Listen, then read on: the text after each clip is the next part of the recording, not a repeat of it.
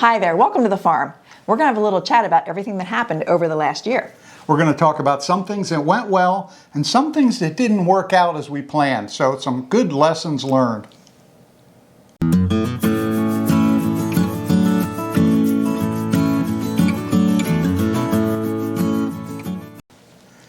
Before we delve into last year, we want to give you a quick thank you for something you helped us with. Many of you saw us slipping around on the ice last week, and you gave us some recommendations of things that we didn't even know about. So thank you. One of them was this, yak tracks. They go on the bottom of your boots or shoes to keep you from sliding on the ice.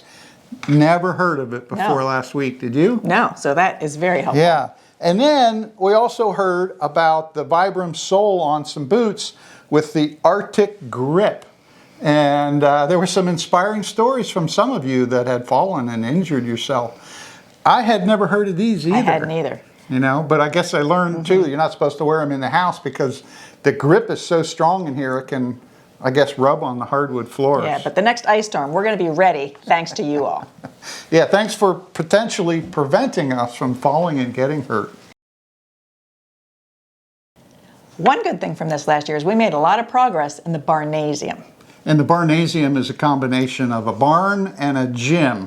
So we have 9 grandchildren. They love to play in there. And our children actually had a really good experience when they were growing up in another neighbor's farm. They would play basketball in there. So they said, hey, Mom and Dad, why don't you do a setup in there? So it's been a 3-year project for us. We made a lot of progress this last year, didn't we? Well, we started out by really cleaning out the barn, and then our one son Alex put up some really nice bright lights because it was really dark in there. They're called high bay lights, and they're LED lights. They're bright. And there was spots in the floor that were not very good, so we had to repair the floor. So now we have a very strong floor everywhere. Actually, we even replaced the floor in most areas. That's true. All new because flooring. it was set up for use as a barn and not a play area. So now it's all plus good the wood and was old and kind of rotten out in some places. So we also did some fun things with lighting too, with the highlights for the children. Our son put in LED colored lights. It was very interesting. It's going to be cool. Yeah. But I mean, there's basketball in there, there's hockey, and then he and my son built steps up the one angle to go to the room above the grain room. So they have like a little fort up there, and there's a swing set. My daughter, her daughters were getting too old for the swing set, so they said, well, do you want this? So we brought it over to the farm and got it up above the grain room. And the little kids, that's like their little cool area. Yeah, and they love to go up there, and then they can look down. It's like an overlook over the gym area, and they watch the big kids play. So that was kind of exciting to see that make some progress. So we still have to do some decorating, but it's really well there. on its way.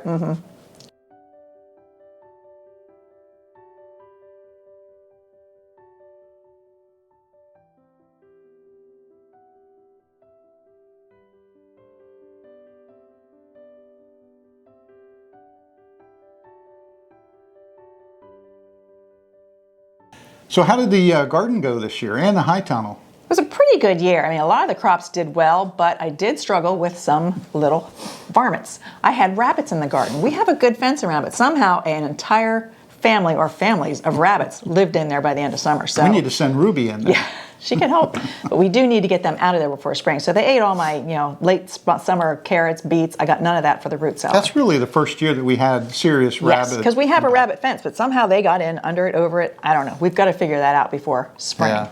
So, but other than that, things did really well. I mean, I got a lot of rhubarb, broccoli, cauliflower, and one thing I didn't get a lot of was red raspberries, black raspberries, and blackberries.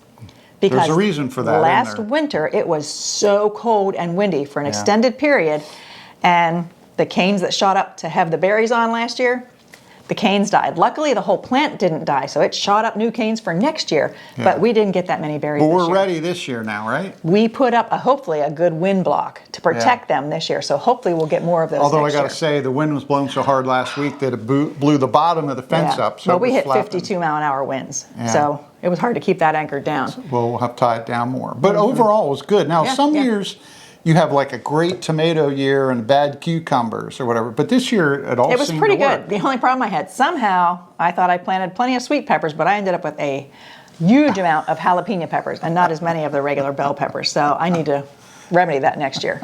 We had a plethora of jalapenos. Yeah. So the tunnel and the garden. Now, how about with your stand, the farm stand? It was a good year. I mean, we sold all the produce like we usually do, Yeah. sold eggs, but I also sold a lot of honey. And You a sold lot jam, of, too, and didn't you? jam. People Yeah. really like buying the jam. What was the favorite? Was it the apple pie? No, it might have been the blackberry lime. Oh, really? Okay. I don't know. They liked a little bit of everything. Yeah. But we also sold quite a few fresh flowers, which I think I'm going to do even more of next year. And I sold some dried flowers. I had some status and things I dried, and I sold a lot of those. Mm-hmm. So it was an interesting year, but it was a good year. Good. Well, hopefully another good year coming up. Yeah, I hope so.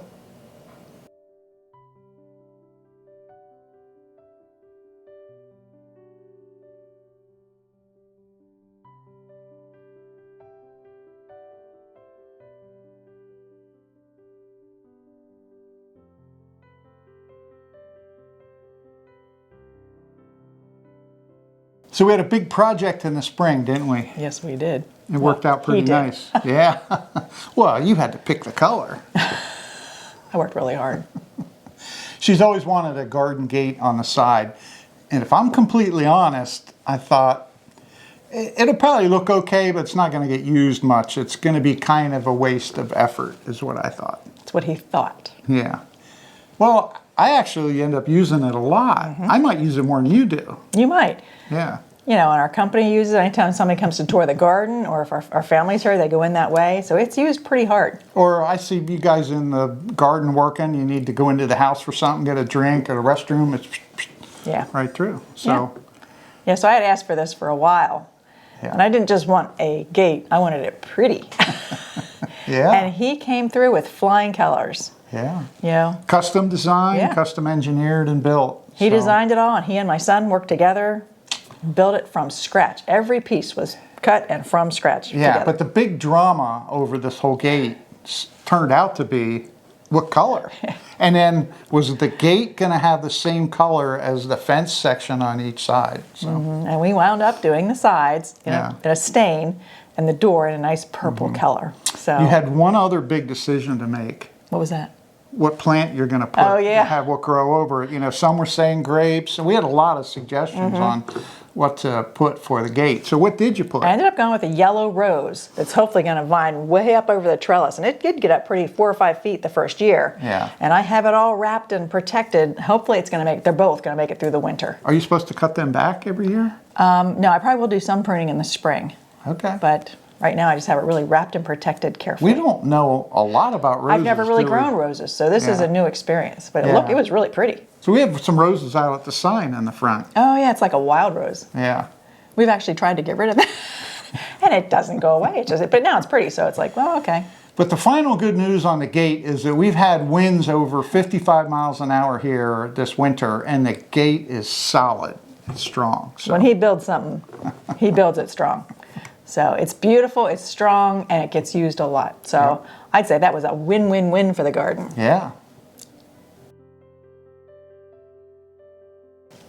So that was the market garden, but we also have some patches outside the garden where we do corn, pumpkins, miscellaneous things. How'd they do? Yeah, they didn't do as well as what you had in the high tunnel in the garden, though. So every year we grow corn, and we do not irrigate it. And this year, unfortunately, didn't work out. We had a really wet spring, and I put the corn in late. I just didn't want it rotting in the ground. And then as soon as I put it in, it came up nice because of the moisture, and then It was a drought. it just cut it off right from there. So the only ones that were happy about that were the cows, because when the corn is substandard, I just chop it off the ground, throw the whole stalk in, and the boys, the corn, they're happy to eat that. They eat the entire thing, right down. Ears, stalk, leaves, goes right in, the whole thing. Yep. So they loved it. We didn't, though. And same thing with the pumpkins. They started to grow well, and then the water shut off, and boom. We maybe got like 15 or 20, enough for our grandkids to have we some had probably jack-o'-lanterns 30 and or stuff. so, but they were only about this size. But so the grandkids had fun with them. Yeah. And then the chickens got to eat chickens. them. Yeah. So, but we need to get sweet corn next year. That's something we really need to. It's weird, the to get weather into. patterns have changed here in the last 2 or 3 years, and I hope that breaks, that we have more consistency through the summer. Because I want sweet corn, big Yeah. time. Well, one lesson I learned from the whole gardening experience is that when you do have a good corn year or a good pumpkin year, I need to freeze lots of corn and pumpkin so I have plenty to get through in case we have a bad year. So you anticipate just doing enough for that upcoming year? Usually, but I need to probably do enough for at least 2 years. Now, will that freeze okay? Oh, the yeah, way you do it? yeah. It'll freeze fine. Okay. I just finished some pumpkin, but now we have no pumpkin until next year. So I need to prepare a little better for that. Now, in our 15-acre row crop area, we grew winter wheat. And it grew fantastic over the winter. It looked beautiful. And I loved looking across the field and the wind blowing, you know, the waves of grain, you know. And Ruby had a lot of fun running and jumping through the wheat. She had a blast. It was looked beautiful. And we had that wet spring that I just mentioned. And it turns out that the plant itself grew and looked fantastic. However, with all of that rain, it stayed wet for like 6 weeks. Unfortunately, we had damage from a fungus, and it had head fungus in it, so it just didn't weigh out very well, and that meant that it was graded as animal feed and not for flour. And unfortunately, all the farms in this area had the same thing. Even though we sprayed for fungus, it wasn't enough to overcome that damage. It was an unusually wet spring. Yeah. And when you have to sell it as animal feed, you don't get as much money for it. No, you don't, no. Now, what we did get at the end is we did get a lot of straw off of it. So I have a barn about half full of straw that'll carry me for the next 5 years. Well, we actually had so much, we asked some area farmers if they could use it, and they said yes. So they brought their equipment in, and one day we had, I think, 4 or 5 pieces of equipment going at one time all over the field getting the straw. Yeah, because I think there were a couple days of rain coming, and we all wanted to get it up before that.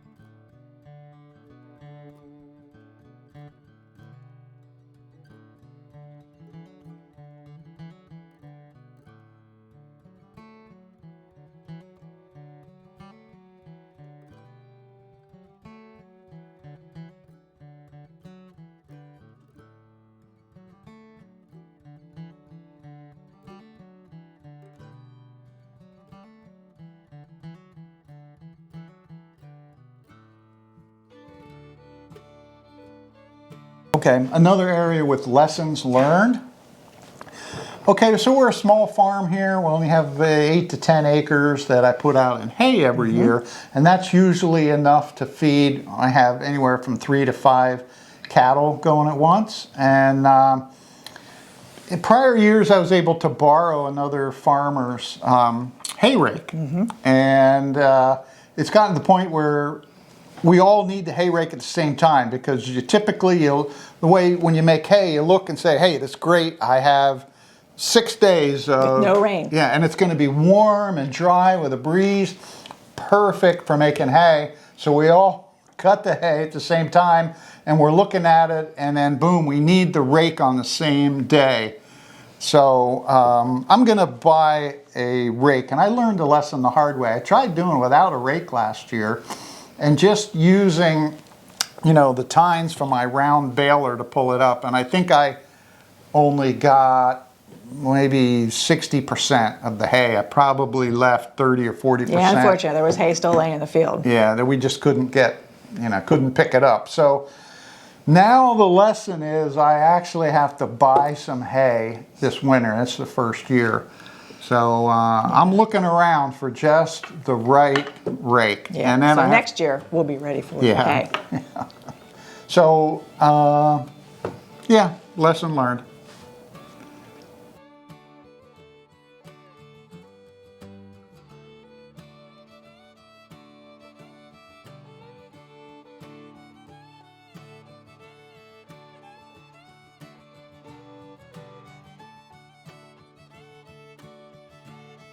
So did you learn any lessons in the orchard? Yeah, I did. We're learning more and more each year of how to spray and prevent some of the damage. We got a lot of apples this year. A lot of apples. Yeah, I mean, how much did you can? Did you? I made boatloads of applesauce. We made cider. I freeze-dried a bunch of apples. I have apple pie filling. It was like the Bubba Gump year of apples. Now, when you say cider, a lot of people say it's not cider unless you ferment it, but it's not hard cider. When we grew up as kids, when you pressed the apples, that was cider. But so we didn't make any hard cider of the year. But anyway, it was good. Now, the only thing is, though, that they're not of a quality to sell at the fruit stand because they're not beautiful we didn't spray enough to prevent, you know, whether they plum cuculios or the little bugs from hitting them here and there. So while they were good for us, they may not be the A quality that folks at the markets want to pick up and have an apple that is untouched by any critter, and it looks perfect. We did give some away to neighbors and stuff. Just be warned, there could be a surprise inside. But you can usually cut around the bad spots and still use the rest of the apple, but it's not something you can sell. So it's a balance of how much you spray to get what you want, and I don't know. I'll try a few different things this year. We also, as we told you before, had a wet spring, and it makes it tough more on the fungus, which hits some trees more than others. But overall, it's a good year. I'm just going to keep tweaking my spray. And I did lose one. It was a 2-year-old peach tree that I didn't water enough when it came to for the drought. So I was really diligent with the trees that I just planted this year, but I forgot about that one that was 2 years old. So. Well, and we're hoping, our grandkids, everybody seems to love apricots. So we just planted, how long, 2 years ago? 3 new apricots. Yeah. So we didn't get enough of those this year, but maybe next year. Yeah, so I think in total, though, we have probably eight or nine apricots because we love them that much. Yeah, they're delicious. And for apricot that was the jam, biggest surprise of the whole orchard, how much we love apricots. Yeah, Who knew how good apricots were? Yeah, we know now. Now, you'll probably never guess what was the biggest success of the year in the garden. Got us by surprise how successful it was. Loofahs. I had never grown loofahs. I didn't even know how loofahs grew, that you could grow them. But my grandson, Tice, wanted to have a summer helping in the garden, and he wanted to grow something that we don't grow on the farm. And he found loofahs. So we looked them up. Sure enough, they're like a gourd you grow. And we went to the trouble of building a whole trellis, and he helped me plant the seeds, plant them in the garden. And the wet spring, they didn't grow. I'm thinking, this is going to really be a flop. But as soon as it stopped raining and got hot, they exploded. So we wound up with quite a crop of loofahs. What, you had like 150? I think it was 150 loofahs. And not only were the loofahs popular, the video we did about it was popular. Everybody was interested in loofahs. Yeah, that was shocking. And the input that we received from our viewers around the world was really helpful.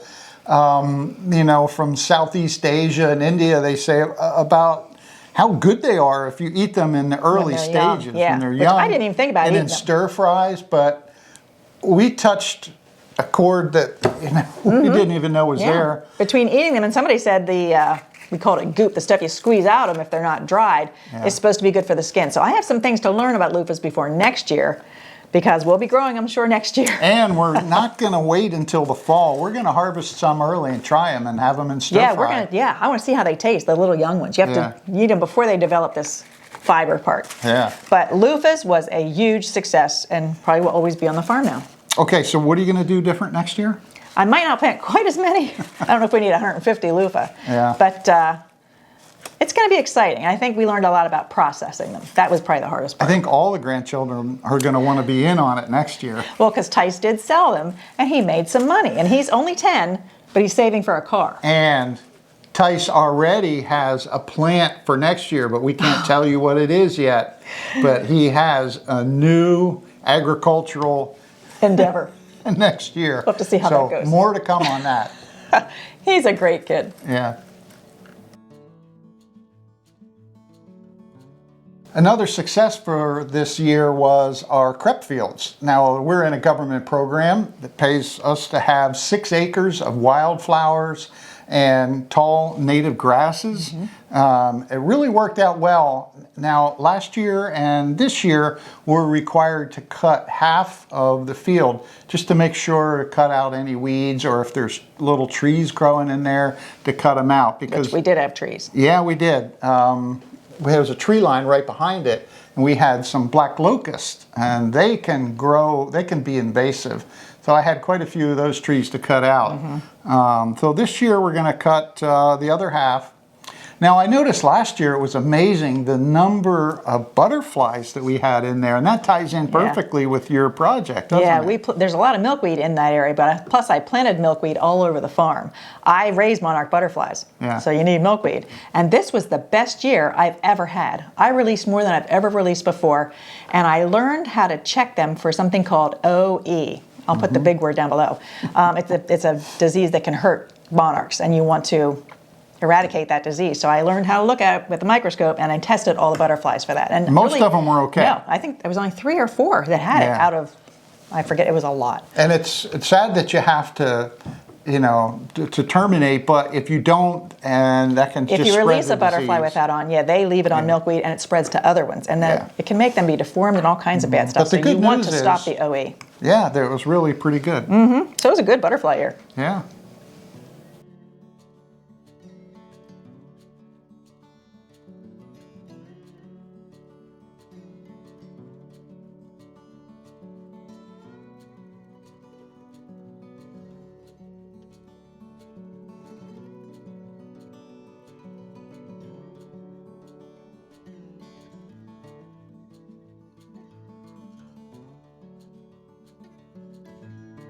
We had a pretty good year with chickens. You know, all the chickens from previous years were doing well, and we did buy some new chicks this spring. Oh, and they're always so cute. Look at them, Donnie. Oh, they're so cute. And they all did healthy, integrated into the crop. And they're all doing really well. There They wasn't were a any little major... slower, weren't they, integrating than the year before? I don't think so. Some of them were pretty rambunctious, though. I did have to clip some of their wings. We'd go to tuck them in at night, and they would be on top of doors, on top of gates. They were everywhere, so I had to clip a lot of their wings. Yeah. But now they're all in. They're laying eggs now. In the winter, they're not laying as many, but next spring, we're going to be getting a lot of eggs. So they're doing great. And some of the original generation from, what, From 5 years ago. they're pretty much gone now, aren't they? Some are gone, some are just not laying, so they're in the retirement village. And now cattle, we went for a year with no cattle because we had to do some work in the barn. And then come spring. Yeah, we did some masonry repairs in there, and then from spring we got 3 new Angus cattle from the farm right down the road. So they were happy to be here, and it's always funny, you forget how little they are when they first arrive. Skinny little boys, you know, and they grew up pretty fast, didn't they? They're growing quickly. And one thing that's different about this group is they're very vocal, particularly one of them. He's got the loudest voice, and every time he sees me, he's like, "Feed me, feed me." And He's pushing. I mean, I think the whole area can hear him. They all know. I'm sure they can hear it everywhere within a couple miles. You know, these guys. So. But they're a fun crew. They do like to play. There's 3 steers, and they just love playing together. Yeah. And one of them got really ambitious and actually got out of the gate. Yeah, unfortunately, fence. I was not here. Oh, the fun stuff always happens when I step away from the farm. Yeah, that was a fun day. That was a lesson learned. I always told him I would never chase cows. I'll chase chickens, I'm not chasing cows. Well, an older farmer came to the door. He says, "You want to tell Dawn he's got a cow loose, got a steer loose?" I'm like, "How do you know it's ours?" He said, "You're the only ones with black Angus around here." Sure enough, one of the steers, somebody left the fence off, the electric fence, and the steer figured it out and got out. Yeah. That would have been a good video if we could have caught me, my daughter, son-in-law, the neighbor. We were all trying to chase this steer to a gate. We didn't realize he got out through the fence. Well, eventually, he just right back through the fence, and I turned it on really fast. But I have now chased a steer. Yeah, so I was in the doghouse for a while there. I did a repair and I forgot to turn it back on, and he must have figured out, you know. So they're playful and they're smart. I think he watched. There goes Don. Time to get out. That was not a fun day for me. So I guess that's a lesson learned. Keep the electric fence on. Yes.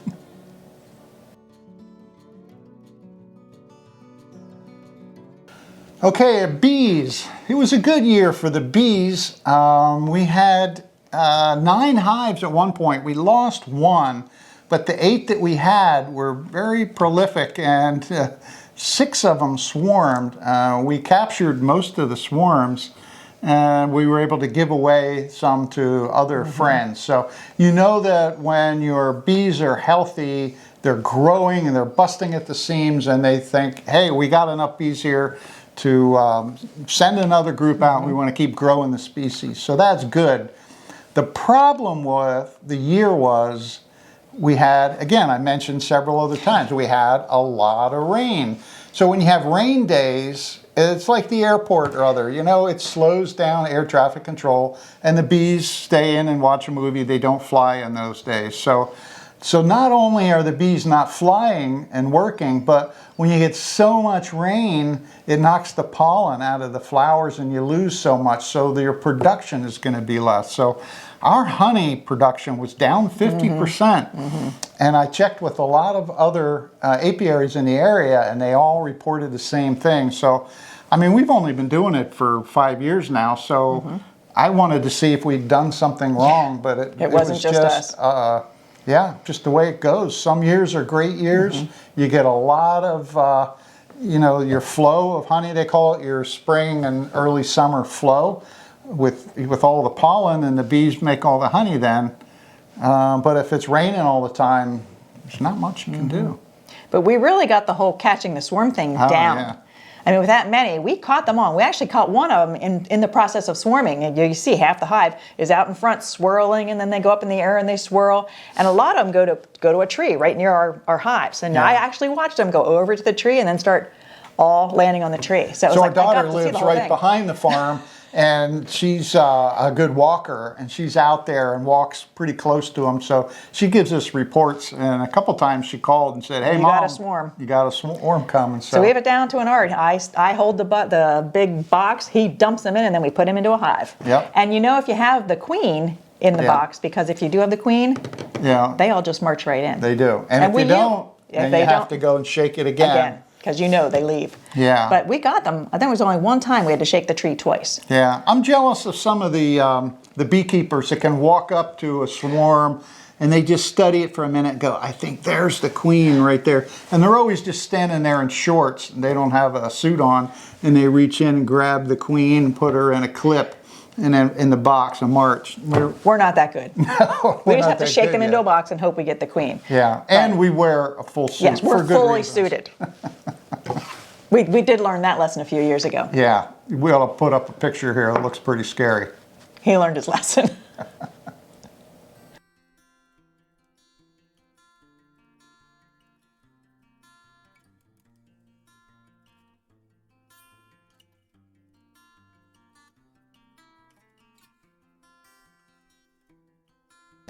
We did add another new crop to the farm besides loofahs. That is basket willow.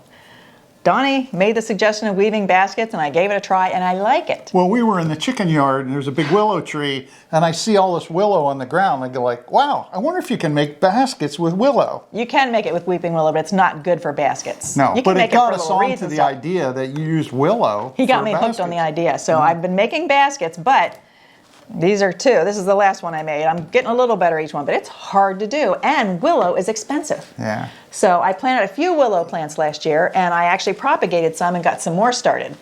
Well, I also purchased some little starts. All you do is get a stick of willow, stick it in the ground, it's supposed to grow. Yeah. So hopefully next year we're going to have a big willow crop. But I'm learning a lot about willow, growing it and then making the baskets. So Yeah. that's been fun. It's been frustrating, Yeah. but it's been fun. You know, that's one thing in our senior years. Learning new things is so exciting and fun, isn't it? It is, it is. And- Most of the time. Sometimes Yeah. it's Well, frustrating. you've had some frustrating days working on the willow and the baskets. It's harder than a lot of other things because you naturally do crafts very easily. I crochet, knit. I do all kinds of things. Needlepoint, everything. Basket making's hard. Yeah. Yeah, it is harder. So, So, but overall, I think it was a really good year. yeah. Hey, we want to just say thank you for all of your participation and comments. And our viewership has grown tremendously over the last year. You know, we started off just doing this to keep in touch with our friends and family, and it's really surprised us how it's grown and the community that's formed around it. Just like you guys giving us the ideas of how to protect ourselves in the ice. You are the nicest viewers on YouTube, I think. Yeah, absolutely. And it's been really fun to see so many viewers from around the world. We're in 30 or more countries now, and it's great to see things from other Yes, cultures. and we can learn things that we would have never thought of Yeah. from our culture. So, Yeah, so thank you, and we wish you a happy new year. and it'll be exciting to see what happens on the farm this year. We're looking forward to a lot of fun. But for now, Thanks for watching this video. We'll see you in the next one. Bye-bye. Bye-bye.